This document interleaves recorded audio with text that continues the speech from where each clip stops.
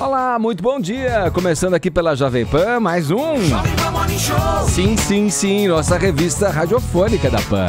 Jovem Pan Morning Show. Informação, prestação de serviço, entretenimento, tudo isso no bate-papo dessa quarta-feira, 8 de novembro de 2017.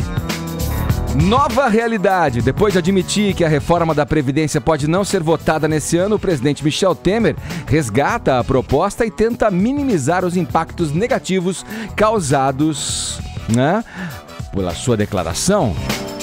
De olho nas eleições de 2018, como combater as fake news sem restringir a liberdade de expressão, hein? Esse é um debate que está sendo travado no Supremo Tribunal Federal. A 2 passos do paraíso, já o timoneiro da Blitz, Evandro Mesquita, chegará aqui ao paraíso, este estúdio multicolorido da Pan, do Morning Show, para bater um papo com a gente. Vocês sabiam que a banda está concorrendo ao Grammy Latino? Sabiam? Pois é. Vamos falar sobre isso e outras cocitas más com o bom e velho Evandro Mesquita aqui no Morning Show. Esses são alguns destaques do programa que está só começando. Bom dia, Paulinha. Bom dia, senhor Edgar. Bom? Tudo, e você? Tudo ótimo, Ed. Sabe que hoje eu acordei... Que cara é essa? Que jeito é esse? Olha, o que tá acontecendo aqui nesse estúdio? Acho que, sei lá. Pois é. Eu acordei de sonhos intranquilos, metamorfoseada num inseto monstruoso e cheio de dúvidas. Caramba, você tá cabeçuda de novo? O que é isso? Edgar, comecei a pensar... E se as coisas tivessem sido diferentes? E se, né? E se quando eu fui fazer meu intercâmbio para aprender a falar inglês, tivesse ficado por lá? Não tivesse voltado? E se eu não tivesse conhecido meu marido? Enfim, muitas possibilidades na vida, não é mesmo, Edgar? Sim, muitas. Fiquei filosofando sobre isso e acho que hoje temos uma hashtag ideal, principalmente para exercitar esses 280 caracteres que muita gente tem para usufruir agora no Twitter. Vai, e aí? A hashtag é e se? E se? E se você segue aí com a sua história? E se tivesse acontecido tal coisa, o que é que seria? E se você fosse assim, como é que não seria? E se o seu GIF emplacar como o mais visto do dia aqui no Morning Show? Não sei. Vamos exercitar a mente e vamos usar todos esses caracteres disponíveis para, enfim, confabular aí um futuro diferente, não sei. Eu acho que a gente vai para os assuntos mais comentados do Brasil, porque a gente adora um e se, né? Então, vamos lá, vamos exercitar. Se formos para os assuntos mais comentados do país, nesta manhã teremos prêmios. Ô, Edgar, você tá vendo um balão ali em cima da cabeça do Vini? Em letras garrafais está: e se eu tivesse usado preservativo? Não está preocupado, Vini, relaxa, cara. Edgar é pai de 4 aí, cara. Vem. Tá tudo certo. Vem comigo. Vamos juntos. Tem um maior exemplo na minha frente. Acende um filho no outro. Outra forma de você interagir aqui com o Morning Show é pelo WhatsApp, 11 931 17009. O tema nessa manhã é fake news. Meu caro ouvinte, você já tomou uma notícia falsa aí como se fosse verdadeira? Já foi pego de surpresa? Qual a sua, digamos, tática para não cair nessa roubada? Conta pra gente, pra combater as fake news. Porque você tem que apurar hoje as coisas. Você não pode acreditar em tudo que você lê, né? Nunca você pode acreditar em tudo que você lê, ainda mais nos dias de hoje, onde todo mundo posta o que bem entender, todo mundo forja a notícia que bem entender. Então vai lá, o que você faz pra combater as fake news? Qual é a sua tática pra combater as fake news, tá bom? Manda pra gente aqui o seu comentário pelo WhatsApp, 11 931 17009. No decorrer do programa a gente ouve as mensagens dos ouvintes aqui do Morning Show, tá bom? No mais, pra ver o programa, você pode baixar o aplicativo da Pan, assistir o Morning Show pelo aplicativo, além de ouvir pelo rádio. Você pode também acompanhar o programa em imagens pelo portal da Jovem Pan, o jovempanfm.com.br, também pelo nosso canal no YouTube, youtube.com/morningshowjp. Tem conteúdo extra no Facebook, vai lá. Maneira pra você acompanhar a nossa programação é que não falta, tá bom? Todos convidados a passarem a próxima hora e meia colados aqui no Morning Show. E abre alas nessa quarta-feira, indo direto a Brasília. O mercado financeiro reagiu mal, bem mal, à fala do presidente Michel Temer, que admitiu na segunda-feira que a reforma da Previdência pode não ser votada esse ano. Ontem o dólar subiu para R$ 3,27 e a Bolsa de São Paulo despencou 2,5%. José Maria Trindade, diante desse impacto negativo aí, como é que o Planalto reagiu? Bom dia para você aí na capital federal. Muito bom dia Edgar, bom dia a todos aí da bancada. Olha, a política não admite a falta de falsidade, viu? Todo mundo sabe, todo mundo sabia que a reforma da Previdência não seria e não será aprovada por falta de votos, né? Que é a matéria-prima de aprovação de projetos no Congresso Nacional. Todo mundo sabia, tudo bem, mas a equipe econômica recomendou ao governo e insistiu que não jogasse a toalha, porque o mercado precisava acreditar pelo menos nesta base governista forte, com 308 votos, capaz de aprovar a reforma da Previdência. É que o atual buraco, né, o déficit de 159 bilhões de reais, só será atingido com a aprovação da reforma da Previdência. A economia está desenhada ali no orçamento para este ano e para o ano que vem. E aí o presidente Michel Temer, num arrobo de sinceridade, disse que não conseguiria aprovar a Previdência sozinho. Olha, Edgar, qualquer pessoa sabe que o presidente não consegue nada sozinho no Congresso Nacional e muito menos aprovar uma reforma à Constituição que precisa de 308 votos na Câmara dos Deputados. A base está em queda, né? E aí o presidente admitiu que a reforma da Previdência não seria aprovada. Foi aquela confusão. Precisou depois uma ação forte do Palácio do Planalto, orquestrada pelo ministro-chefe da Casa Civil, Eliseu Padilha, publicação de vídeo do próprio presidente dizendo que vai insistir na reforma da Previdência, mas no Congresso Nacional todo mundo já sabia, viu? Ô Trindade, vamos girar o assunto, ainda falando aí do Congresso, a questão, não sei se eu posso chamar de reforma, mas é mais um puxadinho aí no rearranjo de ministros em função dessa possibilidade da debandada do PSDB e da pressão do chamado Centrão aí por cargos, né? Eles querem poder e querem assumir as posições aí nos ministérios que podem ficar vagas, né? Com o possível desembarque do PSDB. O que você pode nos dizer a respeito disso? As excelências estão ansiosas, viu? Ontem o deputado Arthur Lira, que é o líder do PP, foi explícito demais. Diz que, palavras dele, nesta casa não se vota mais nada se não houver a reforma ministerial. O Centrão, Edgar, tem 200 parlamentares e todos ali representam a fina flor do fisiologismo no Congresso Nacional. São movidos a poder de cargos e de ajudas, né? E antes, dinheiro bruto, dinheiro puro. Isso foi uma tática inaugurada pelo Partido dos Trabalhadores. Se nós vamos dar cargos para eles faturarem, que tal nós faturarmos e dar dinheiro direto, né? E isso funcionou numa super base do ex-presidente Luiz Inácio Lula da Silva. Em abril, no início de abril, todos os candidatos que ocupam cargos públicos, ministros, secretários, terão que sair do governo. É quando, tradicionalmente, o presidente da República, nesse último ano de governo, faz uma equipe ali enxuta dele, de técnicos, né, que não vão se envolver nas campanhas eleitorais. Isso em abril. E era isso que o presidente Michel Temer estava esperando. Mas a vida política acabou antecipando. O governo sabe que o PSDB está de saída, o Centrão está pressionando, principalmente o PP, o PTB e o PR, e é por isso que o presidente já pensa aí em antecipar essa reforma ministerial, né, para o início do ano que vem. Não tão rápido como quer o Centrão, que queria para ontem, mas ele pensa no início do ano que vem e não esperar abril para essa mudança. Dizem, Edgar, que o único que ficaria seria o ministro Henrique Meirelles. Se ele for candidato, terá que sair também, né?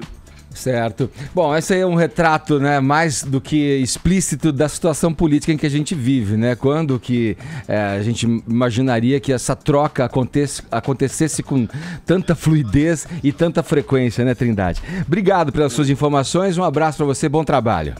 Pois não, muito bom dia a todos. Ainda na política, o Tribunal Regional Federal da 4ª Região aumentou a pena do ex-tesoureiro do PT, o João Vacari Neto.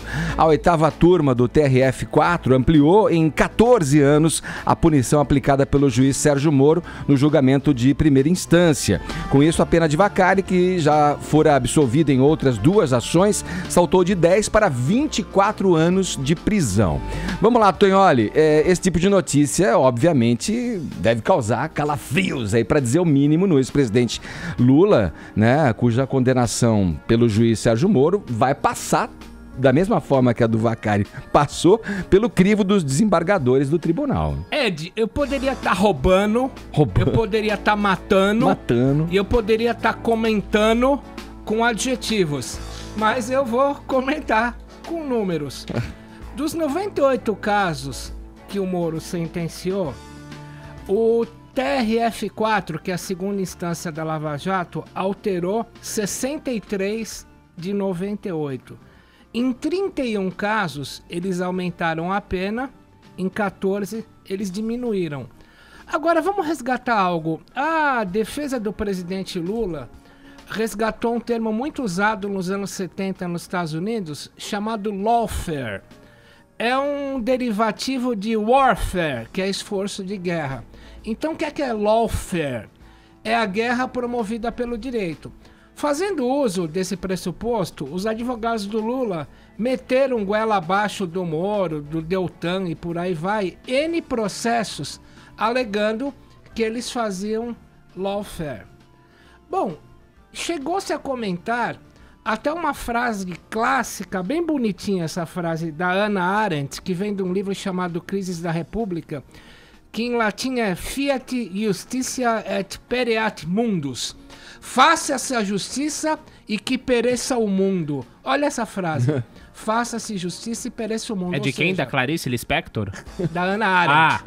A questão é, alega-se que nesse lawfare, essa guerra jurídica, estariam fazendo a justiça até ponto de perecer o mundo inteiro. Agora, isso funcionou no primeiro tempo do jogo. Acusar o Moro, acusar o Deltan, processá-los e por aí vai.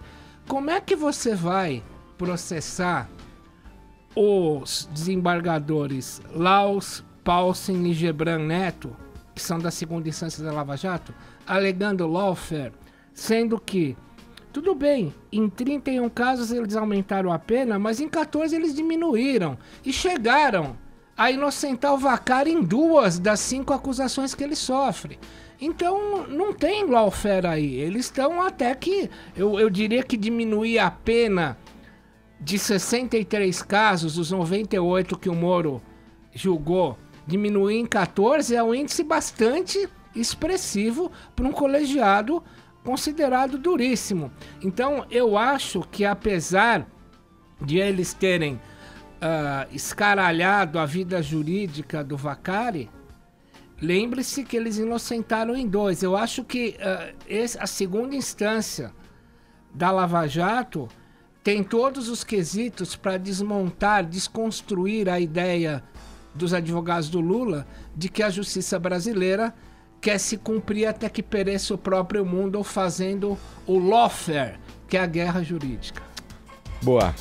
Vamos lá, girar o assunto aqui no Morning Show. O apresentador gozando de ano sabático, Evaristo Costa, e a TV Globo chegaram, enfim, a um acordo em relação ao contrato do jornalista. Eu pergunto a você, Vinícius Moura. Diga. O final foi feliz? Chegaram aí a uma decisão boa para ambas as partes? Final feliz para a Globo e para Evaristo Costa. Foram aí 3 meses de negociações, né, Edgar? Desde que o jornalista, de forma surpreendente, né, deixou a bancada ali do jornal hoje para gozar deste ano sabático ao lado da mulher, né? Os dois estão vivendo lá na Inglaterra, onde ela está fazendo também um curso. Então a Globo e o Evaristo acertaram aí esta rescisão contratual. A emissora informou que o contrato terminou de uma forma amigável, mas havia aí esse impasse em questão de valores, né, Edgar? Agora ele já pode, portanto, fazer ações promocionais nas redes sociais dele. Ontem ele já aproveitou, já começou a conversar ali pelo Twitter com uma grande loja de varejo. Afinal, o Evaristo Costa tem 5,7 milhões de seguidores no Instagram e 1,4 milhão de seguidores no Twitter, ou seja, interessa muito aí para o meio publicitário ter um nome vinculado aí ao Evaristo Costa, que saiu da Globo, né, Edgar? E você sente falta do Evaristo Costa no jornalismo? Eu acho eu acho que ele dá uma leveza, assim, um cara que trouxe dentro dessa proposta do jornalismo, da Globo como um todo, de trazer mais leveza para as notícias, de deixar mais informal e aproximar dessa forma. Eu acho que o objetivo aí o principal é aproximar do telespectador, né? Não tirar aquela coisa sisuda, que foi sempre uma tradição no jornalismo, e deixar uma coisa mais conversada, uma coisa mais leve. Que era mesmo. uma marca dele ali com a Sandra Lemberg. Sim. Mas você sabe, Edgar, que depois que ele saiu, e aí entrou o Doni Denúcio, que não era, né, uma cara, nem um nome muito conhecido do grande público. Mas era um nome que já despontava com força dentro da programação da Globo News. Né? Sim, mas não, né, do público geral aí da Globo, mas o pessoal aceitou bem. O Doni Denúcio substituiu legal o Evaristo Costa. Eu acho que é isso, né? A gente fica nessa discussão se existe alguém insubstituível, né? E o Evaristo Costa, por mais querido que ele era dentro da Globo, ele acabou sendo bem substituído pelo Doni Denúcio, que tá fazendo lá o papel dele ao lado da Sandra, e o Evaristo segue a vida dele agora também aí nas redes sociais, quem sabe daqui a pouco em uma outra emissora, né? Pra todo mundo é assim, segue, né, Vini? Vida que segue, assim, acho que as pessoas podem deixar suas marcas, por exemplo, Hebe. Quem substituiria a Hebe? Ninguém, a Hebe deixou a sua marca e tal, mas tem outras apresentadoras que podem ter uma trajetória tão relevante quanto e apresentar um programa tão legal quanto, inclusive no mesmo horário, no mesmo dia, entendeu? Vida que segue. Na televisão como na vida... Pois é. Na vida real, digamos assim. Em qualquer serviço... As pessoas forjam esses espaços, forjam seus espaços, forjam suas características ali como pessoa pública e não são insubstituíveis. Na verdade, as que vêm depois é que vão ter que trabalhar e remar muito, como diz a Paulinha, para fazerem o próprio nome, o próprio estilo, a própria marca, né? Porque substituível é o Raul Gil, não é? Não dá pra substituir? Vai ter que tirar o banquinho, hein? Ô, Edgar, olha só, o Evaristo continua brincando muito aí nas redes sociais, né? Esses dias perguntaram pra ele o que ele mais sentia saudade do Brasil: o trabalho, a comida ou a Sandra Lemberg? Aí ele postou esse... Um pastelzão com uma garapa, como se diz lá no interior, né? O nosso caldo de cana. Teve uma outra também, ele procura-se vaga de Papai Noel, porque ele deixou a barba crescer agora, tá estilo lenhador, né? Aí ele deu lá as características: traje completo, bom humor, bilíngue, respostas criativas, interpretação e voz convincentes para ser um bom Papai Noel. E essa outra que ele postou: em busca de minha irmã rebelde, que é o Christian, que fazia o Rebelde, né, Paulinha? Você acha eles parecidos? Não. Não? Não, mas enfim. O público da internet acho que tava achando, aí ele tava procurando aí o irmão dele desconhecido, Evaristo. Mas fica a dúvida se vai ser mesmo um ano sabático, que seria um período em que a pessoa não tá fazendo nada, ou se ele tem algum projeto na manga que agora vai começar a pintar, né? Exatamente. Boa, seguimos. Grupos protestaram a favor e contra a realização de uma palestra da americana Judith Butler ontem em São Paulo. Paulinha, vamos lá, por que tanto burburinho em torno da filósofa, uma das principais teóricas aí da questão contemporânea de feminismo, aborda assuntos através do viés político e ético também. Então, ela é uma referência no estudo de teoria de gênero no mundo, mas na verdade ela veio para um seminário que se chama Os Fins da Democracia. Então, o que é que acontece? Um dos trabalhos que deixou essa professora, doutora em filosofia pela Universidade de Yale, ela é professora da Universidade da Califórnia em Berkeley, o que deixou ela famosa foi uma obra chamada Problemas de Gênero, Feminismo e Subversão da Identidade, que foi lançada na década de 90. Então, esse seria o trabalho mais popular dela. Apesar dela ter vindo para falar de um outro assunto, né? Que ela veio falar sobre temas relacionados à democracia e a crítica dela também ao sionismo, que é a principal força por trás da criação do Estado de Israel, as críticas, na verdade, vieram principalmente em relação a essa história da ideologia de gênero, que é o que algumas pessoas acreditam que exista e principalmente dentro das escolas. Então, muita gente que defende a escola sem partido também acredita nisso, né? E o que seria isso, Edgar? Que na escola as pessoas, ao falar de diversidade sexual ou tal, estariam expondo as crianças e dirigindo as crianças a experimentarem outras sexualidades, né? A Paulinha Napolitano já esteve aqui e falou que isso, na verdade, seria algo que nem existe cientificamente. Não existe isso daí.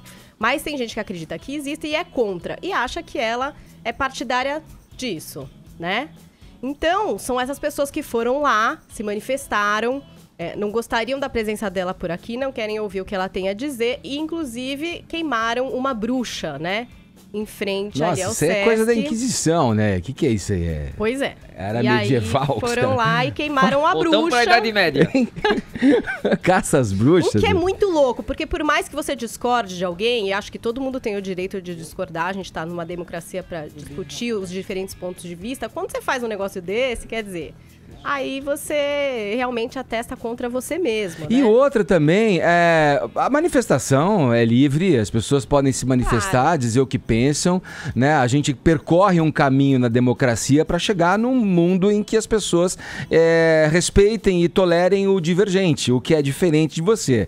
Eu acho que essa questão das escolas é fruto de uma liberdade que a gente vai conquistando nesse percorrer da democracia e de aceitação do distinto, do diverso, que gera esse tipo de debate em torno do que poderia ser uma polêmica, aí entra a escola sem partido, ideologia de gênero, tudo. Eu acho que é tudo fruto de uma liberdade em que a gente vem ensaiando gozar, né, nos tempos de hoje, e que normalmente trazem essas divergências de opinião mesmo, e confronto de opiniões. Mas até aí, queimar um boneco me parece meio patético. Mas é ruim demais. E aí até você tá falando isso... Até porque a gente quer o debate, né, do divergente. Que é a democracia, né? O que é a democracia? São os dois lados podendo falar, sendo ouvidos, e quem tem a maioria...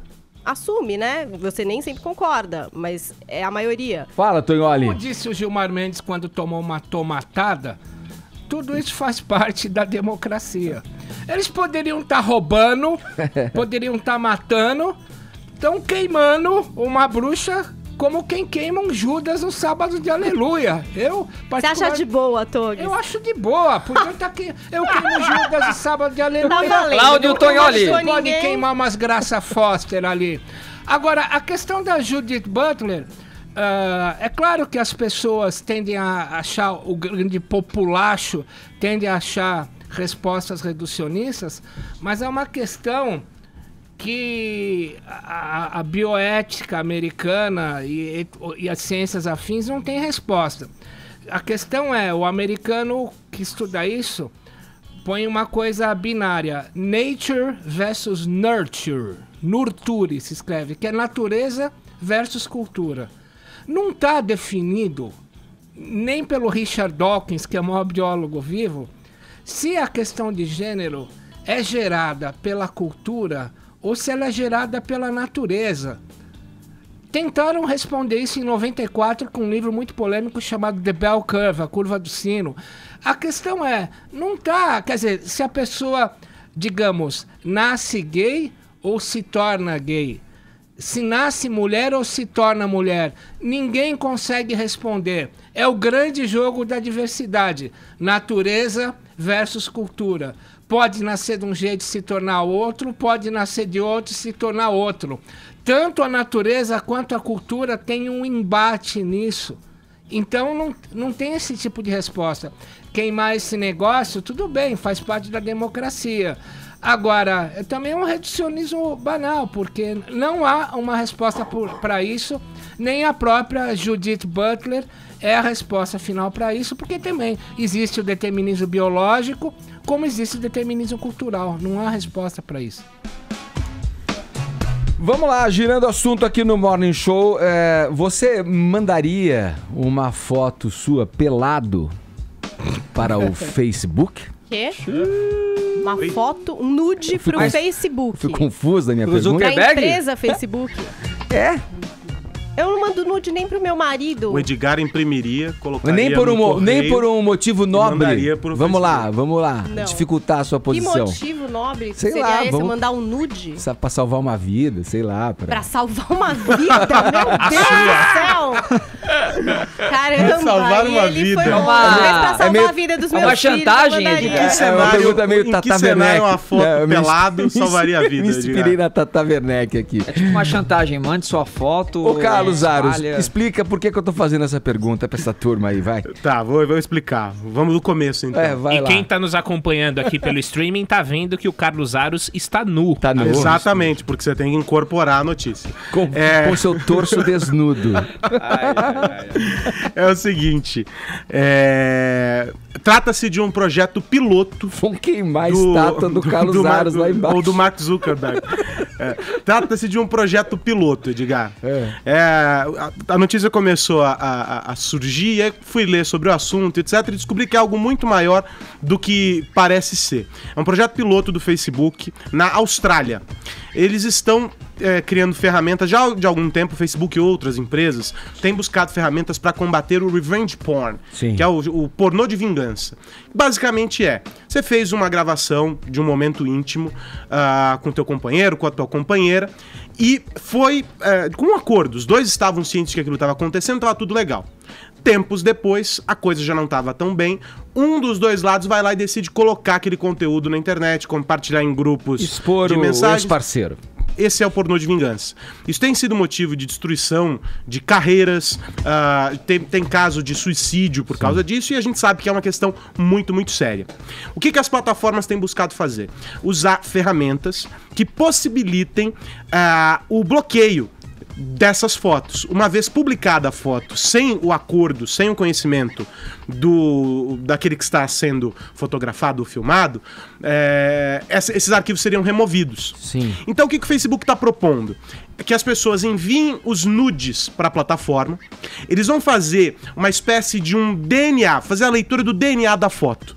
É uma proposta, uma ferramenta já antiga, foi criada pela Microsoft. Reconhecem o rosto, né? Às vezes isso já Não, vem é marcação. muito mais do que isso. É a leitura de cada um dos pontinhos da foto. É mais ou menos como uma impressão digital. Você transformaria a foto numa impressão digital. E ao ser confrontada com uma outra imagem, o computador reconhece que trata-se do Edgar, por exemplo, e opa, peraí, o Edgar tá aqui nessa lista porque ele não queria que esse vazamento acontecesse, pum, ele remove.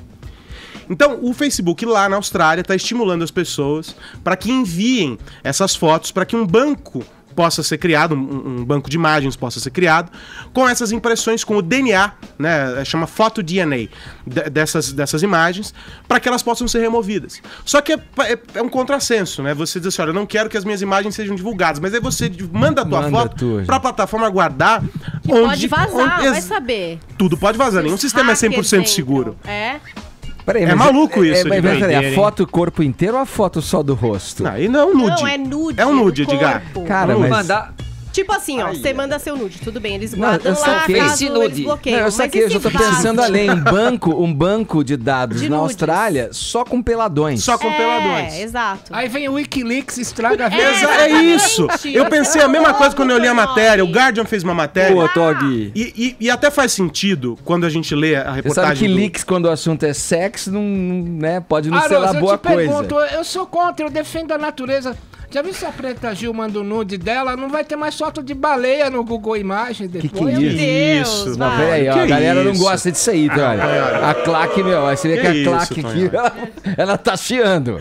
Não, mas o grande ponto disso aí é que as estatísticas têm mostrado, e a matéria. Eu compartilhei mais cedo no meu Twitter essa reportagem do Guardian por causa dos números que estão ali. Até mudei a trilha Eles aqui. mostram como tem crescido o revenge porn e como alguns determinados perfis de público têm sido cada vez mais atingidos por isso. Tem faixa etária, gênero e por aí vai. Então é um troço muito complicado e as plataformas, assim como há algum tempo atrás todo mundo dizia, o Facebook tem que entrar na luta contra fake news. Eles estão agora também tentando combater revenge porn, porque é um troço muito sério. Como eu disse no começo, tem casos aqui no Brasil, não precisa ir muito longe não vamos até a Austrália, de adolescentes que cometeram suicídio Sim. porque tiveram A vídeos. pressão Não, é psicológica muito é sério. terrível. É um troço muito, muito sério, Como gente. lidar, né? É claro, você brinca e tal, é um nude, mas é algo muito sério. o efeito disso, o impacto disso lá na frente é aterrorizante. Simplesmente porque a internet não esquece. Você não consegue apagar uma foto publicada na internet. Ela tá lá pra sempre, ela cai no limbo, mas em algum momento aquilo pode surgir. Você já viu que às vezes posts de 2, 3, 4, 10 anos atrás reaparecem na tua timeline? O Facebook te relembra isso, então, aliás, né? É um troço muito sério. O que o Facebook tá tentando fazer? Usar a inteligência que a plataforma tem, as ferramentas de que ela dispõe, para minimizar o impacto disso. E aí, o que é bacana é que isso valeria pro Messenger, valeria pro Facebook, para as plataformas do grupo Facebook. Onde o Facebook tem uma plataforma que pode fazer esse filtro, eles vão fazer. É um projeto piloto, tá rolando lá na Austrália. A perspectiva é de que isso avance para outros países e a perspectiva é de que o Facebook consiga trazer outros parceiros. Por que não outras redes sociais? Por que não outros sites? Por que não o Google, por exemplo, com um buscador poderosíssimo para fazer isso? Então a ideia é que seja uma campanha que envolva todas essas empresas para combater o revenge porn. E aí, o que a gente tem que perceber é o seguinte, no fundo de tudo, o que me deixou bastante preocupado, ali no finalzinho da história é, você, com o objetivo final de se proteger, você está primeiro se expondo. Qual é o peso disso? E já há muito tempo, eu falo quando tem uma questão sobre que envolve essa história das redes sociais, de que a nossa relação com o Facebook, com o Twitter, com o Google, com qualquer uma dessas empresas de tecnologia, ela é baseada em uma única palavra, que é confiança. Você entrega tudo para eles e eles te entregam um serviço em troca. O que garante que essa relação não vai se perder é a confiança que você ofereceu. Eles têm que garantir que a tua proteção vai acontecer. Que aquelas imagens não vão vazar. Porque é muito sério. Carlos Aros, seus olhos me dizem que você suspeita de que os robôs do Facebook e das plataformas podem, eles mesmos, entrarem numas de revenge porn. Edgar, eu suspeito de tudo. Com quem conceder suas imagens. Eu suspeito de tudo, porque há algum tempo atrás eu trouxe aqui na rádio um pesquisador, um cara brilhante, é o Cláudio Pinhanes, da IBM. Estávamos falando sobre chatbots. Eu entrevistei ele por 40 minutos, foi uma longa entrevista, um papo incrível. E eu pentelei ele muito, porque eu queria encontrar um problema. E no final nós chegamos à conclusão de qual era o problema em relação à inteligência artificial, aos bots. É o humano, Edgar. Alguém programa esses robôs. Alguém faz com que essas máquinas funcionem. Alguém pode apertar o mesmo botão que faz funcionar pode bagunçar toda a história. Olha, eu tenho aqui uma saída pra vocês que, porventura, podem estar aterrorizados com a possibilidade de um revenge porn que o Carlos Aros se referiu. No só frente a frente, né? Guarda no criado mudo o celular, fique desnudo. Guarda a imagem na memória, né, Edgar? Isso, e fique frente a frente pelado. Ficar frente a frente pelado por uma via digital não é nada excitante. Tá falado, então. Ô Edgar, o nosso Alexandre Frota da Jovem Pan, o Reginaldo Lopes, que tá acompanhando o programa aqui, me soprou no ouvido que o Carlos Aros ganhou um importante prêmio ontem e eu quero saber do Aros que prêmio foi esse. Primeiro, eu já tava preparado pra isso, tanto que a nossa claque aqui eletrônica, apostos, aplaudem aqui. Muito obrigado. Carlos Aros, nosso premiado jornalista aqui da casa. Fala aí, Aros. Pois é, muito bacana. O prêmio essa moral que estamos te dando. Veja só, hein, que moral. O prêmio da revista Negócios da Comunicação chama-se Prêmio Especialistas. Tem inúmeras categorias em diversos segmentos. São aqueles jornalistas que se dedicam a um determinado setor, a uma determinada área, e se debruçam sobre o tema, estudam para poder trazer a informação de uma maneira correta, traduzindo temas complexos e etc. E estava ao lado de gente muito, muito bacana. Na categoria Tecnologia, a Cristina De Luca, o Etevaldo Siqueira, que são duas referências, dois monstros sagrados do jornalismo tecnologia, e eu tava lá e é muito bacana, fico muito feliz porque é um degrauzinho que a gente vai subindo com o apoio de todo mundo que acompanha, que incentiva o trabalho. Vocês aqui, inclusive. Além de dar os parabéns, eu digo a você que tem uma maior admiração, acho que você tem a competência, é óbvio, no que você faz, mas o teu diferencial eu acho que é que você fala com a veemência de quem tem a paixão pelo que fala e pelo que conhece. Parabéns, viu? E olha, quando ele fala aqui no Morning, todo mundo para pra ouvir, porque ele fala com desculpa a palavra, tesão. e com muita informação. Parabéns, viu, Vinícius Moura? Todo dia você traz esse conteúdo aí, está de parabéns. Valeu, gente, um abraço. Mais que merecido. Parabéns, queridão. Vamos lá, 10h36. Eu chego lá. Quem que tá aí pra dar a hora certa? Então, que eu tava até no meio. Quem que é? Eu adoro o Carlos Zara, esse menino querido, essa barba que me deixa... É uma loucura, né? É loucura. Ai, meu Deus. 10h35, horário de Delícia. Brasília. Jovem Pan Morning Show. Jovem Pan Morning Show.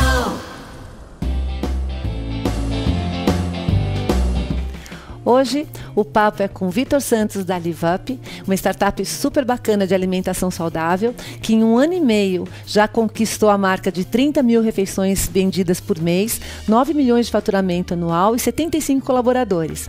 Vitor, conta pra gente como é que o planejamento colabora, contribui para o sucesso da LiveUp.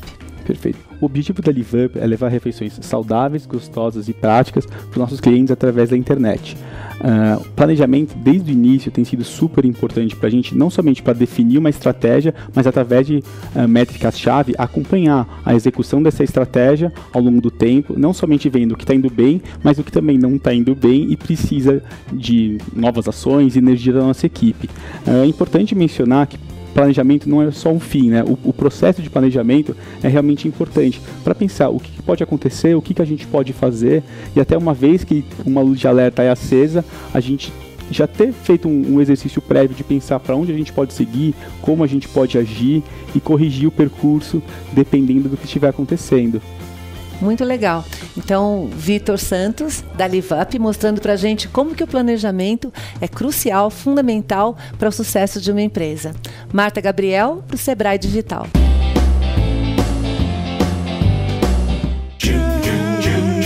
Jovem Pan Morning Show.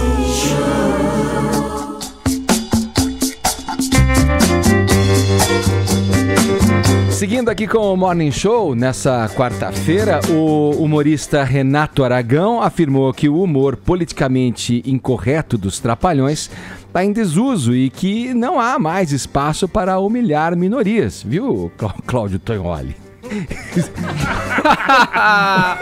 Acabei de ser sumamente condenado. Foi condenado? Foi o Didi que falou, cara. O Didi tem, ele tem legitimidade. O Didi tá velho. É um velhinho. Ô, Vini, vamos lá. O Didi não existiria hoje, nos dias de hoje, então. Eu acho que tá... Ó, desculpa, antes de me antecipar aqui, antes de você falar, mas isso meio que prova, não vou dizer fracasso, mas o não sucesso dessa versão aí dos Trapalhões atual, vai. Também, né, Edgar? Porque eles não puderam fazer as mesmas piadas que se faziam naquela época que os Trapalhões faziam muito sucesso, né? Com piadas de negros, principalmente em cima do Mussum, de homossexuais, né? Em cima ali do Zacarias. E aí o Renato Aragão deu essa entrevista para a revista Poder, porque a gente sempre quer saber, né? A opinião daqueles que praticavam muito o humor do politicamente incorreto, o que eles acham dessa patrulha que existe hoje e desse humor hoje diferente, né? Que você tem que pisar em ovos para poder falar alguma coisa. Então ele realmente diz que o humor politicamente correto está em desuso, que ele concorda com as mudanças que aconteceram, porque não há mais espaço para humilhar negro, pobre, nordestino, feio e gordo, né? Tudo isso tá na publicação aí da revista Poder. Ele até diz que é uma covardia, né? Porque o outro não tem como se defender, e se a brincadeira vira humilhação, ela acaba perdendo a graça, né? Ele deu recentemente também, né, Edgar, uma entrevista lá para o Bial, no Conversa com o Bial, e falou sobre isso, né? O Bial perguntou para ele dessa relação do politicamente correto. Ele fala, olha, lá atrás a gente não tinha essa visão, e nós éramos palhaços que fazíamos humor sem querer ofender. Mas hoje acabou mudando demais as coisas, e eu concordo sim com essas mudanças. Eu acho que não cabe mais essas piadas. Aí o Bial falou assim, pô, mas você pegava um Jô, por exemplo, que o humor dele estava baseado muito na gordura do Jô. O fato dele ser gordo. Mas ele zoava com ele mesmo. Então, aí o Didi deu essa resposta. Mas ali era ele rindo de si mesmo, né? Assim como eu, às vezes, faço piada por eu ser baixinho. Enfim, eu acho que aí acaba você tendo até um né? caminho pra você fazer assim, da brincadeira uma piada mesmo, né? Olha, mas no geral, o que você acha aí, Tonholi? Tinha o Milicão que era zoado também, não tinha o Milicão eu tenho nos um Trapalhões? norte magnético sobre isso. Eu entrevistei na época pelo Jornal da Tarde o Jim Davis, o pai do Garfield. E aí eu falei pra ele, o que você acha do politicamente correto? Ele falou, eu acho muito ruim pra um criador. Eu perguntei por quê. Ele falou, o humor nasce da diferença. O Garfield tira um sarro do Odd porque eles são fisicamente diferentes uns dos outros. Eu acho que do jeito que o mundo tá, em que se mata e se rouba a granel, as pessoas estão mais preocupadas em censurar o humorista e politicamente incorreto do que propriamente fiscalizar os poderes podres que estão por aí. Já vista a prova do Enem. Vão falar de surdo e não de corrupção. Tirem os olhos dos humoristas. Vão atrás dos corruptos. Sabe? Tá aí a Constituição, tá aí o Código do Processo Civil para você processar quem você acha que tá te atazanando. Agora, deixem de patrulhar os humoristas a ponto deles fazerem autocensura. Há uma escola hoje do politicamente correto querendo que nós tenhamos um novo realismo socialista, que foi aquela escola fundada pelo Stalin, para a qual não poderia ter nenhum desvio que não fosse aquele determinado pelo partido. Se você se sentiu ofendido por um humorista, vai lá e processa o cara judicialmente. Agora deixa o cara criar à vontade. Ele que pague pelo que ele falou, mas deixa ele falar. Eu particularmente, né, Edgar, que sou um cara que gosto de variados tipos aí de humor, eu acho que o limite, né, tem sempre essa pergunta, qual que é o limite do humor? Eu acho que o limite do humor é até onde vai a graça. Quando um humorista faz uma piada ali, por mais ofensiva que ela seja, que tem graça, você às vezes acaba até relevando. Quando não tem graça, aí é realmente quando o politicamente incorreto acaba tendo até um pouco de razão. Mas eu separei uma sketch dos Trapalhões, dos Trapalhões antigos, né? Eu vou rir, vamos ver. Que tem aí um politicamente incorreto, né? Tem um racismo aí nessa sketch dos Trapalhões antigos. Então, vamos ver. Vamos lá, solta aí, Bruno. É um Pássaro. É um avião? É um foguete? É um palhaço voante. Vai até a véia, crioulo.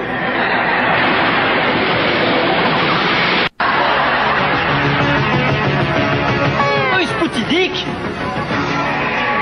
É o super-homem.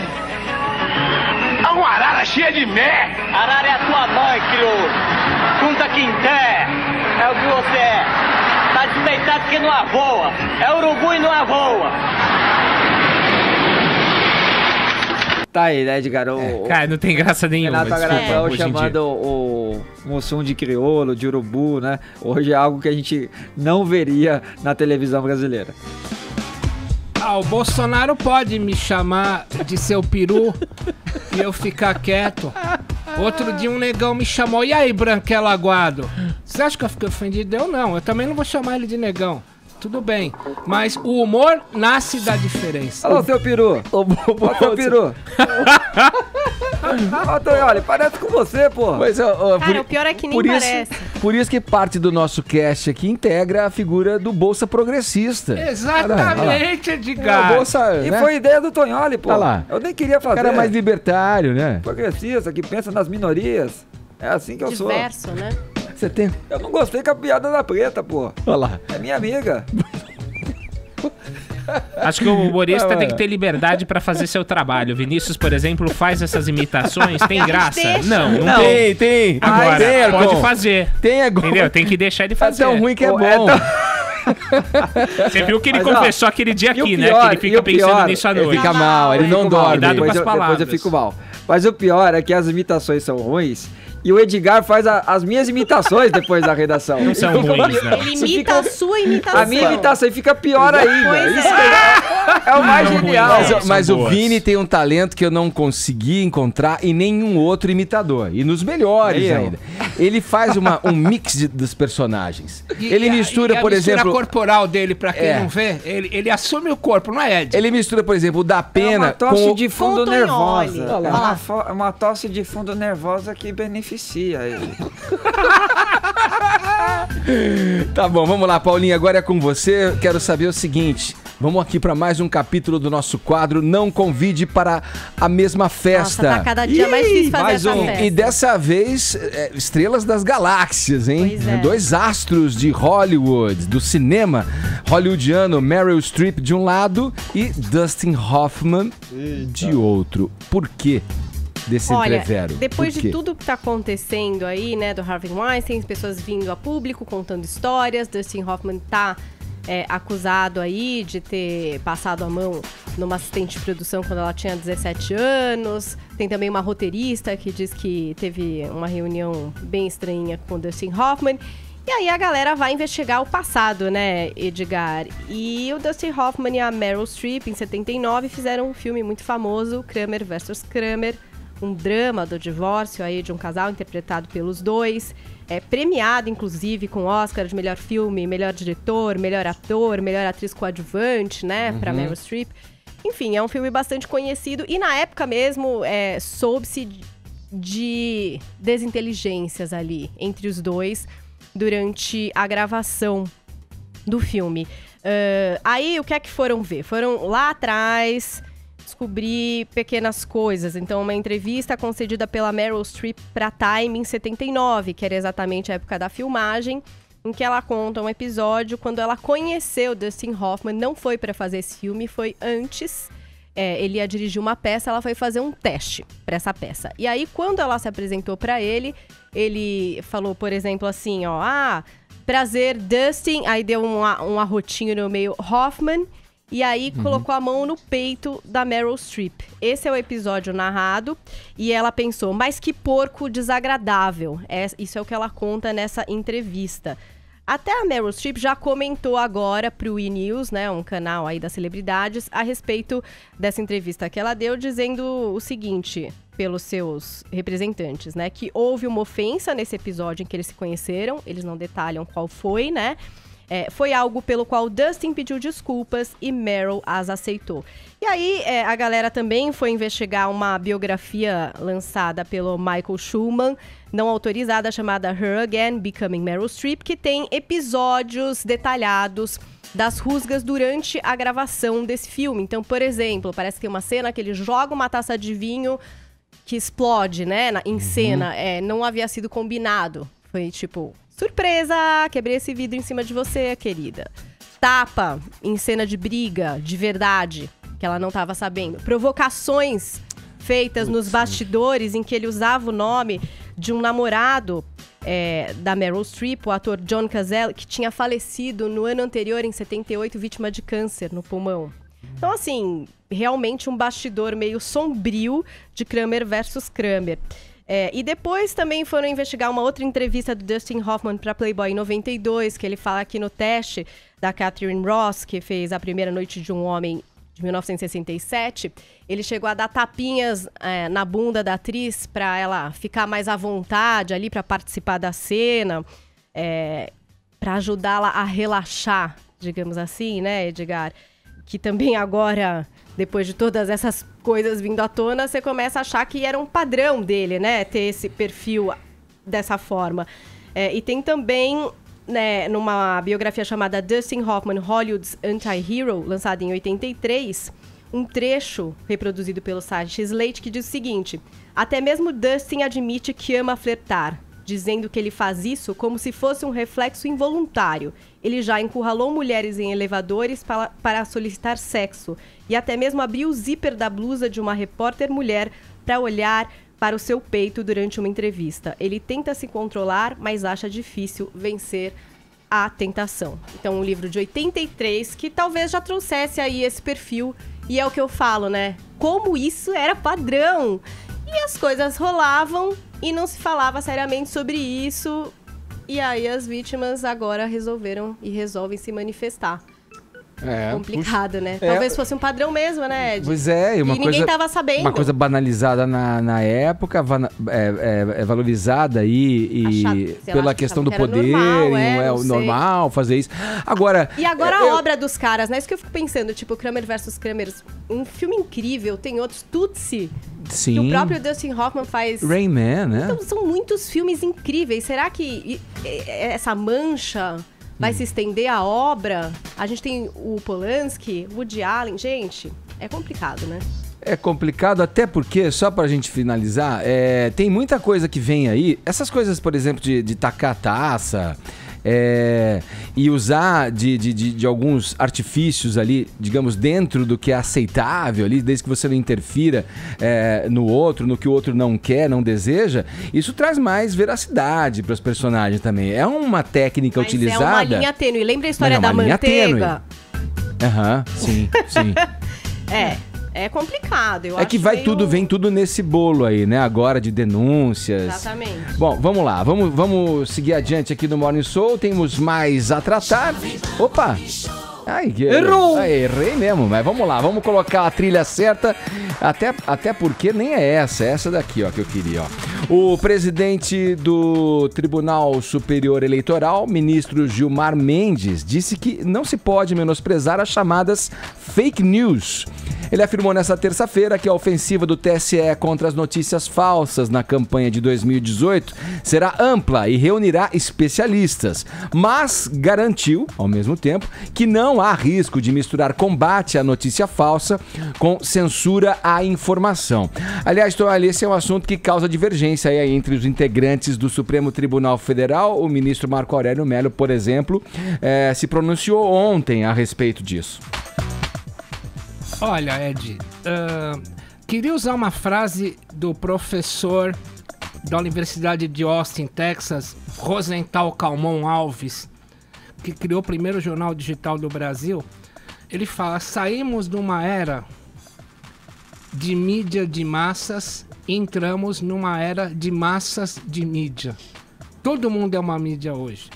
Agora eu faço uma pergunta. Você vai comer churrasquinho no tio que vende churrasco de gato lá na esquina? Não. Quando você vai comer, você pede para alguém te orientar quais são os restaurantes, ou você pega um guia gastronômico. Vamos aplicar isso é absolutamente aplicável à internet. Eu acho que essa onda de notícias falsas, de fake news, ela fideliza cada vez mais a mídia tradicional. Porque, óbvio, ninguém vai colocar seu emprego em risco ou a sua credibilidade colocando bobagem no ar. Agora, qual tênue não será a diferença entre erro que uma mídia comete ou montagens confessamente feitas, como a que a Veja fez com uma foto do Aécio na capa, com as mãos para cima na semana retrasada, e colocou foto montada.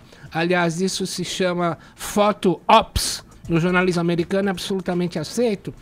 Agora, você tem que fidelizar o que você consome de informação da mesma forma que você fideliza um restaurante. Agora, o que o Gilmar Mendes quer é colocar até o exército, a ABIN, para checar fake news. Eu pergunto para você uma coisa: quantas fake news você, ouvinte, leu esse ano que prejudicaram seminalmente o seu dia a dia? Quantas dessas fake news vieram da mídia tradicional? Eu te diria que quase nenhuma. É claro, você confunde pessoas Peraí, que mas não... você tá dizendo então que as fake news são inofensivas, são inócuas? Não, eu digo que as fake news são feitas pelas massas de mídia. O povão metido a jornalista que fica pegando qualquer coisa e mandando pra frente. Eu não vou mandar qualquer coisa pra frente no meu Twitter. Cabe ao leitor, enfim. Cabe ao leitor escolher ter o que cuidado ele consome com aquilo. e como ele escolhe o restaurante. E tem mais. Pra que você vai fazer essa censura tamanha de fake news? Vamos pensar, Gilmar Mendes. Quem fez o site do Pro-Faquin para ele se eleger, ser indicado ali no Supremo? Foi o cara que fez a campanha digital da Dilma. Era fake news o site Pro-Faquin. Agora, a gente precisa da mídia tradicional para nos ajudar a separar o joio do trigo. né? Agora, tem uma coisa também, artigo 5º, inciso 10º da Constituição, princípio de inviolabilidade da imagem. Se alguém violou a tua imagem fazendo fake news, use o Código Civil com base na Constituição e vai pra cima. Agora, felice a mídia tradicional, porque ninguém vai querer arriscar seu emprego colocando bobagem no ar. Ô, Edgar, só rapidamente o que disse o Marco Aurélio aqui textualmente, ele diz o seguinte, abre aspas, eu vejo inúmeras dificuldades para se coibir o lançamento numa campanha eleitoral, que é algo apaixonado, de inverdades. Isso é muito difícil e não podemos ter um retrocesso em termos de liberdade da busca do eleitor, do conhecimento do perfil do candidato. Penso que em pleno século XXI nós devemos elogiar um pouco mais a liberdade. Essas as palavras do ministro do Supremo Tribunal Federal, Marco Aurélio Mello. Falado. Fico só pensando com relação... Nós somos uma população, em sua grande maioria, de incautos ainda, de pessoas desatentas às questões primordiais. É uma democracia em evolução e a sua população, a sua civilização avança junto. Como filtrar isso? Como fazer com que essa informação chegue de forma fidedigna, como o Tonholi se referiu, pelos grandes meios, a esse cidadão que tem pouca informação ou pouco se interessa pelas informações, ainda mais quando vem da política, que pesquisas mostram que o interesse com relação ao tema são bem pequenos, em relação ao todo da população brasileira. É uma questão. Agora, precisa ver como se coloca isso de maneira que ela não soe mais como uma censura e a liberdade de expressão do que como um combate mesmo ao que é falso e ao que não deve chegar, portanto, às grandes massas. E a gente convidou os ouvintes a refletirem sobre o assunto. Amanhã a gente vai ouvir essas mensagens, tá, Edgar? Porque a próximo bloco, o Evandro Mesquita chegou aqui, a gente vai na entrevista com ele. Então, como esse é um assunto sempre muito pulsante, amanhã a gente coloca esses ouvintes no ar. Vocês que mandaram mensagens, amanhã, portanto, então a gente segue nesse papo aqui que ainda vai dar muita discussão no Morning Show. Vamos em frente, agora 11 em ponto, o horário de Brasília. Jovem Pan Morning Show.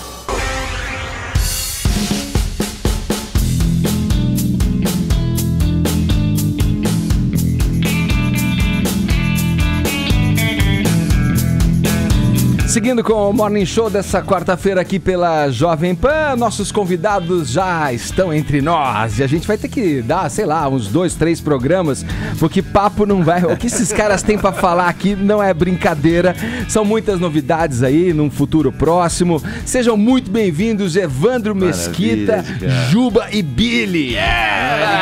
Valeu, Edgar, viva! A nossa claque eletrônica agradece, Aí, claque sensacional.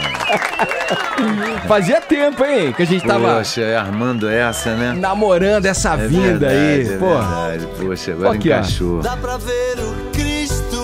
Aliás, já vamos engatar aqui a música aí, dando as boas-vindas pra esse trio aqui, o trio clássico da Blitz com a gente aqui.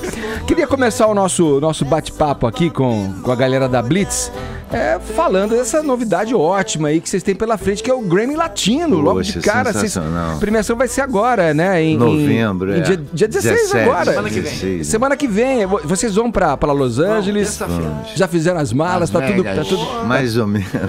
Em Las Vegas, Billy? Las Vegas, Eles vão pra Los Angeles depois, mas eu volto pro Brasil. A gente vai pra São Francisco e voltar pra aquela litorânea ali. Highway, exatamente. Sensacional. Fazer essa trip aí. Como é que vocês encaram essa experiência? Pô, é uma banda que já tem uma estrada longa, percorrida. E agora vem aí agraciada com a indicação, uma premiação das mais importantes do mundo. Exatamente, e esse disco, pô, a gente preparou com o maior carinho, assim, agora a gente tá com um estúdio próprio. Então, Aventuras 2. Não tem aquele taxímetro profissional, né? A gente pôde ficar colorindo, brincando com esse disco, assim, durante 2 anos e meio, assim.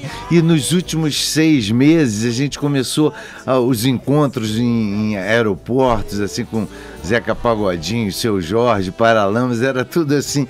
Pô, aí tem uma música que parece que, pô, cabe vocês e vou mandar se você gostar pro Zeca Pagodinho, você canta com a gente, ele não precisa nem mandar, já gostei e tal. Que legal. Então foi muito bacana sentir o carinho também dessa rapaziada, que acabou uma grande celebração assim com a Blitz, em cima de inéditas nossas, né? Então a gente, pô, ficou super orgulhoso e agora com essa indicação, né, do Grêmio Latino, foi sensacional. 35 anos de estrada e receber essa indicação é um prêmio, já ganhamos. Evandro, eu fico feliz em você já chegar de cara falando isso, porque as pessoas têm a mania de mistificar, acham que a vida real é glamourizada da banda. Você vê como é que se dão as parcerias, né? Você falou, a gente encontrou aqui no elevador, um backstage aqui, outro ali. Assim mesmo, cara. Muita gente acha que isso é feito com grandes negociações das gravadoras. O Paralamas foi numa ponte aérea, literalmente. Aí, pessoal, tem uma música aqui com o Davi Moraes, que é a cara de vocês. Aí, pô, já Qual que é com o Paralamas? Deixa eu já colocar. Já achei. Na Ilha. Vamos ouvir essa aqui com os Paralamas, que faz parte do disco novo da Blitz, o Aventuras 2. Deixa eu só passar aqui, a gente tá com... A gente acabou de receber o disco, então eu tô colocando, puxando aqui as faixas que estão aí na rede, ó. O Nu na Ilha foi inspirado naquele programa Largados e Pelados, não sei se você sabe disso. Eu amo esse programa. Eu amo também, Coisa maravilhosa, largar as pessoas lá, nuas, com uma faca, uma corda. Sem o queijo na mão. Sem faca, sem o queijo. Mas é muito legal também, adoro esse programa. E essa música foi inspirada nesse programa. Vamos ouvir um trechinho aqui. Que tocava fio, maravilha. Eu tive um sonho lindo, louco, que escapei por muito pouco de uma ilha. Largado e pelado, com uma gata e um radinho de pilha. Opa, que tocava fio, maravilha. Não quero paz, não quero guerra, milagre. Pô, pelo menos você tinha um radinho de pilha, né? E uma item, só pode levar um item, eu levaria o radinho. Você mandou bem. Reservou a mente aí, né? Você já se identificou, né, Paulinha? Pra nossa menina das séries, menina da televisão, das séries do Netflix. Legal, qual é a boa? Faz uma pergunta pros rapazes, Paulinha. Eu queria saber, a gente tava falando aqui do politicamente correto no humor, né? E, enfim, nos anos 80... tinha dessas liberdades poéticas que agora não rolam mais. Eu queria saber como foi pra música nos anos 80, toda essa liberdade poética. Pois é, acho que a gente tinha, dois discursos. Como a gente queria mesmo era agradar a nossa galera da praia, queria que a galera se sentisse representada. Pô, temos uma banda que fala a nossa língua, tudo que tocava no rádio era um pouco distante da gente, ou era um lixo estrangeiro, ou eram os classicões que a gente respeita até hoje e tal. Mas então a gente falava muito nas entrelinhas, assim. Então era um papo assim, quem tinha uma certa informação lia de um jeito as músicas e a galera lia de outro jeito. Então não tinha muito essa preocupação, a gente falava de tudo, apesar da censura, da ditadura, tinha-se uma liberdade, a gente exercitava poder falar de tudo no underground, assim, ou de política, de sexo, enfim, não tinha muito essa preocupação. Dá umas cifras aí que a gente não pescou, eu quero saber. Eu vou passar essa linguagem oculta. Eu vou passar a bola pro Vini e pro Tonholi, mas eu quero fazer um registro aí em cima do que a Paulinha falou. Eu me lembro ainda menino, começando a trabalhar no rádio, operador de áudio, tal, receber, na época que os divulgadores iam às rádios e levavam os vinis, né, pra gente trabalhar e tocar as músicas das bandas que eles estavam apresentando como as novidades, né? E eu me lembro de receber em Campinas, na rádio onde eu trabalhava, onde eu atuava, o vinil da Blitz. Arriscado, e o que me chamou a atenção foram as duas últimas faixas, se eu não estou enganado, riscadas, literalmente, riscadas vindas de fábrica, já riscadas. E que depois a gente foi ali lendo o título da canção e saber depois, né? Porque a gente tentava, a gente teimava, a gente colocava e queimava e quebrava as agulhas para tentar saber por que aquilo tinha sido necessário. A Gradiente mandou uma carta para EMI agradecendo. Eles nunca venderam tanta agulha na vida.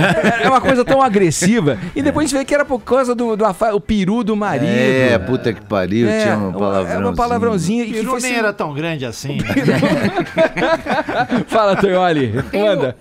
Vou matar com duas perguntas. Vai lá. A primeira é pra vocês todos. Eu assinei a biografia do Lobão com ele e ele conta que o nome Blitz vem com inspiração no The Police. Queria saber se isso é verdade. E segunda pergunta, eu tive a sorte de ganhar um uma credencial de acesso geral no Rock in Rio e eu tava na boca do palco vendo The Who, a pessoa mais emocionada tava ao meu lado, Evandro Mesquita. Eu queria saber o que você ouve hoje de música. Rapaz, eu acabei de fazer uma playlist assim para essa viagem de Las Vegas, né? Que a gente vai alugar um carro e Bluetooth, essas coisas. E então botei lá Garinho pro Evandro Mesquita. E tem quase 500 músicas. E eu ouço muita coisa dos anos 70, assim, que eu me amarro ainda pra caramba. E claro, coisas novas, o velho e bom Jorge Ben, o Caetano, Mutantes, Novos Baianos. E lá de fora, isso, Rua. Eu me emocionei muito nesse show, acho que vai ser o último deles, pelo que o Pete Townshend falou, né? Mas foi emocionante ver ali aquelas músicas com a força tão como antigamente, né? A banda com o irmão dele na guitarra, no vocal também, aqueles dois tecladistas. Então chegou um som, a mesa que eles trouxeram ali foi uma pancada, assim como nos anos 70. Eu me emocionei demais, assim, nesse show. E o Juba e o Billy, o que andam ouvindo? Blitz. Cara, eu achei incrível porque a gente assistindo o show, o Who no Monterrey Pop Festival. Você tá com o Paul aí, né? Estampado na tua camisa aí, ó. Eu sou Beatlemaníaco, todos sabem. E no Monterrey Pop Festival, os caras tocando e eu assistindo eles no Rock in Rio, é incrível como a pegada tava a mesma, a performance tava a mesma. Aquela girada no microfone, o Peter Tosh pulando 3 metros. E as músicas com a mesma força. Com uma força. A hora que eles começaram aquele começo daquela... E apagaram as luzes do Rock in Rio, com todo mundo com aquele celular assim aceso. Foi uma coisa maravilhosa aquilo.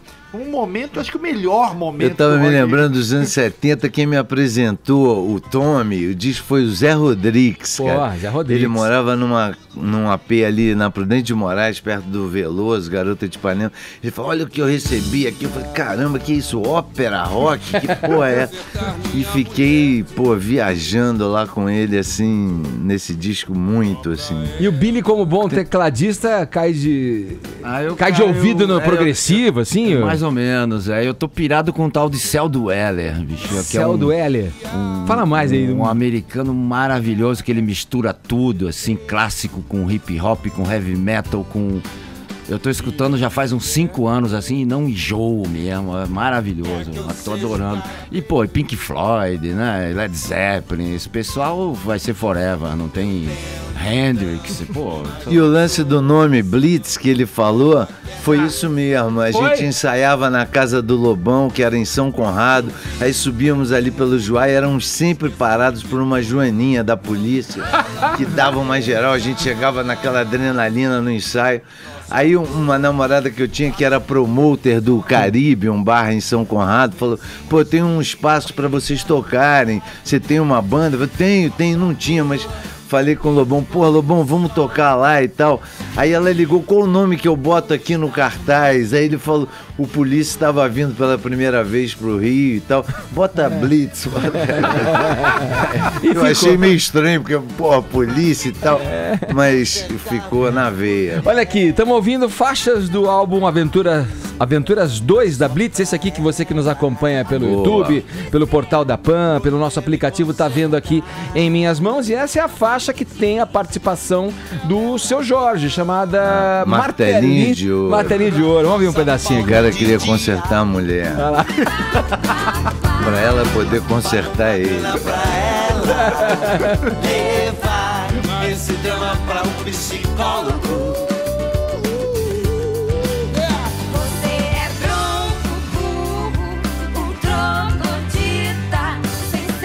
Vini, prepara a pergunta aí, eu já tá aqui na manga. Eu vou só dizer o seguinte, o Tonholi perguntou do que eles ouvem e tal, uma ideia do que o Evandro pelo menos ouve, ele já falou aqui, mas você pode ter com esse outro projeto. Boa. É um side project, digamos assim, é o The Fabulous Fab, é uma banda eletroacústica, né? Fabulous Tab. Tropical Acoustic Band. Eu achei que era Fab em menção aos Fab Four. Mas já entendi errado essa letra letra aqui. O Evandro, quem mais tá com você nesse projeto onde vocês tocam aí, sei lá, Led Zeppelin, Otis Redding, Pink Floyd, Dylan, Marley, Hendrix. Didi Cale. Olha aqui, ó. Quem mais tá com você aqui? A gente vai tocar amanhã no Bourbon Street com essa banda. Opa! Tá o Arnaldo Brandão, o Dade tá pegado com os Novos Baianos, não tá, mas ele tá nessa banda também. Eu, o Billy, o Rogério Meanda, o Ralph, The Left. Maravilha. The Fabulous Muito Tab aqui, ó. maneiro Os esse clássicos do rock com o Evandro e essa uma trupe versão da pesada. de fogueira, beira de fogueira. Fala, Vini. Evandro, em maio desse ano você dedicou lá em Curitiba o show pro Sérgio Moro, né? Elogiou o trabalho dele ali à frente da Lava Jato. Esse tipo de postura acabou fazendo com que algumas pessoas da classe artística virassem o nariz pra vocês ou não? Não, cara, meu nariz sempre foi meio virado, assim, meio quebrado, assim, mas eu acho que não, acho que estamos muito divididos, assim, né? Eu falo que, pô, bicho, eu nunca vi tanto colarinho branco assim, com o rabo preso, ou cagado, com medo. Eu achei o Moro assim, com muita coragem de enfrentar isso tudo. E acho que no fundo, todo mundo torce por um Brasil sem corrupção, sem tanta, né, por uma saúde pública de qualidade, por uma educação pública também de qualidade. Essa que é a briga boa, assim. O resto, partidinhos e nomezinhos, isso aí eu acho que é muita discussão em cima, mas eu acho muito legal a Lava Jato tá apertando essas coisas. Essa galera. Essa galera boa. Cagada aí. Fala, Paulinha. Eu queria saber, vamos continuar só um pouquinho em política, como você avalia o governo Temer. Você acha que a gente está passando... moleque! Agora eu quero ver. Pode falar nessa hora. Fernando, às 11h21. Acho que pode. Você quer um suspense? A gente faz. Faz aí. Olha lá, vamos fazer um suspense aqui pro Evandro. Solta. Será que ele faz parte dos 4% que gostam do Temer? Pois é. Não é triste, né? Triste. Poxa, o que a gente tá vendo aí, ele tentando livrar o pescoço e vendendo tudo e sucateando a Amazônia e tal, é realmente muito triste. A gente tá atravessando esse período e pior é que não tem alguém assim que você, tomara que entre esse cara, né? A gente tá nesse limbo, mas eu acho bom estar no fundo do poço. Eu acho que pelo menos temos que subir aí, vamos ver. Mas tá um cenário bem triste mesmo. Olha aqui, ó. Estamos ouvindo mais uma faixa aqui. Essa com participação da Sandra de Sá, que se chama... homenagem. Júlia, Leila e Edgar. Que trio é esse? Quem é Leila? Esqueceu dessa suruba já, Edgar? Urra! Eu ia ser mais fofa, porque Júlia, ele tem uma filha Júlia. Edgar, agora a Leila tá meio fora você do tem uma cenário. filha Júlia, Tem uma né? filha Júlia. maravilha. E olha que falamos há pouco aqui de nudes, né? A questão dos nudes pela internet e tal. Aí o Billy vem e entrega essa mentira deslavada. Mas essa música era de uma peça que eu fiz chamada Esse Cara Não Existe, que a gente ganhou o prêmio Shell, eu e Mauro Farias, de autores, e aí saiu... Eu vi essa peça. Será que eu vi que tinha uma banda no palco? Não. Que você fazia com a banda junto? Não, essa é Hedwig, né? Que você viu? Sim. Centímetro Isso. Furioso. Isso. Não. É uma outra peça com a Maria Clara Gueiros e a Adriana Garamboni. É um cara que tem uma noite com uma estagiária e ele tem um casamento com uma filha e tal. Então ele se questionando sobre essa experiência fora do casamento e a tempestade que virá pela frente. A gente vai ouvir uma música, daqui a pouco a gente volta nesse papo aqui com o Juba, o Evandro Mesquita e o Billy da banda Blitz, que tá lançando aqui o Aventuras 2, aqui em minhas mãos, hoje que nos vê pela internet, tá vendo aqui, ó, a capa bem legal, aliás, a capa. A capa é do Gringo Cardia, que fez as nossas primeiras capas. Cracaço, né? E do João Gomes, um grafiteiro muito foda. Maravilha. 11h23, horário de Brasília. Jovem Pan Morning Show. Jovem Pan Morning Show.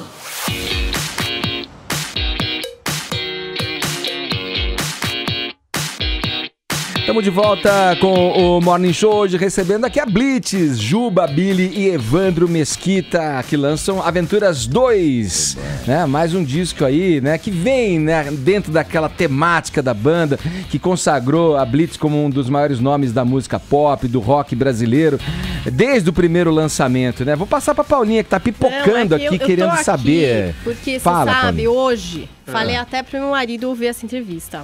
Sério? Pra ouvir essa resposta. Tá falando porque sério? eu quero saber, é verdade. Falou pro Eu até Arthur mandei Jolie? um SMS agora, falei, Presta agora atenção. você pega É agora. e, tipo, É. ouça. Caramba. Eu quero saber. Quer suspense? Porque assim, gente, como é... Evandro, como é que você faz Olha lá. pra permanecer jovem desse jeito? Eu quero saber o que é, se é linhaça, se é quinoa, entendeu? O que tá envolvido nessa mistura? Caramba. Que eu quero aplicar isso em casa, Qual é a quero instituir, tática? entendeu? Poxa, não vou nem falar do meu joelho. Não sei, cara. Sei lá, eu nasci na beira da praia, minha adolescência foi ali. Nos anos 70 a gente começou a ter esse contato maior com a natureza, com alimentação natural. Meu pai era vegetariano, fazia macrobiótica quando ninguém falava disso, fazia yoga. E eu tive, sei lá, sempre gostei de esporte e não tem fórmula, eu não fico pensando nisso. Sem olhar no espelho, eu acho que eu ainda estou com 35, 37. Assim. Acho que fazer o que gosta é Boa. o mais importante de tudo. Boa, Billy. E no palco o tempo passa um pouquinho mais devagar. Eu tenho 80 anos, volta. nem pareço. Fala, Tonholi. Bora que a gente tá aqui na Que pilha. vocês me dissessem o seguinte: vocês acham que o funk brasileiro é uma apropriação cultural do funk de lá, ou a gente já conseguiu construir um funk legítimo? Eu acho que sim, né? Começa com uma inspiração de lá, mas já tem uma personalidade própria, assim, né? Tem, acho que bons representantes aí.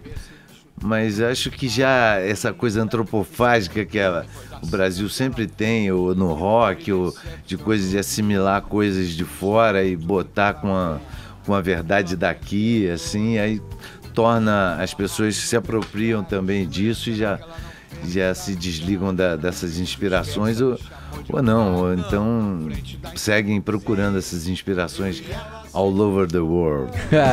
Olha aqui, gente, finalmente Entrevista tenho que boa, dizer a passa vocês rápido, né? que Poxa, nosso já? tempo acabou. A gente tá ouvindo aqui a música Fominha, que é com a que tem a Zeca. participação do Zeca Pagodinho do disco Aventuras 2 da Blitz, que tá saindo aqui, ó. Ouve um pouquinho, ó. Vamos virar o jogo. Vou virar o jogo. Ele topou na hora também, como você falou. Na né? hora, foi de uma generosidade absurda, assim. Aí no DVD que a gente gravou no Circo Voador, que vai sair agora também, ele não pôde ir e foi lá em casa, gravou um vídeo, então a gente passa Projetou no telão. ali. A troca com ele. Demais. Muito bacana. Aqui com a gente, nos dando a honra e o privilégio aqui, a Blitz, Evandro Mesquita, o Billy e o Juba. Aventuras 2 é o disco em questão aqui do nosso papo. Eu quero saber mais. Bom, além do prêmio lá que vocês vão concorrer ao Grammy, vocês estão fazendo essa viagem, o que mais que tem? Tem o show, né, Evandro? Do Fabulous Tab amanhã, é Amanhã isso? no Bourbon Street. Todos convidados? Isso. E aí vamos pra Las Vegas buscar esse caneco, se Deus quiser. Isso aí. A gente já combinou, se não ganhar, vamos comprar uma Vamos tacinha comprar e vamos um. fazer a foto. Subir em cima do caixote. Subir no caixote e levantar o caneco. E levantar o caneco que nem o Bellini. Tá certo.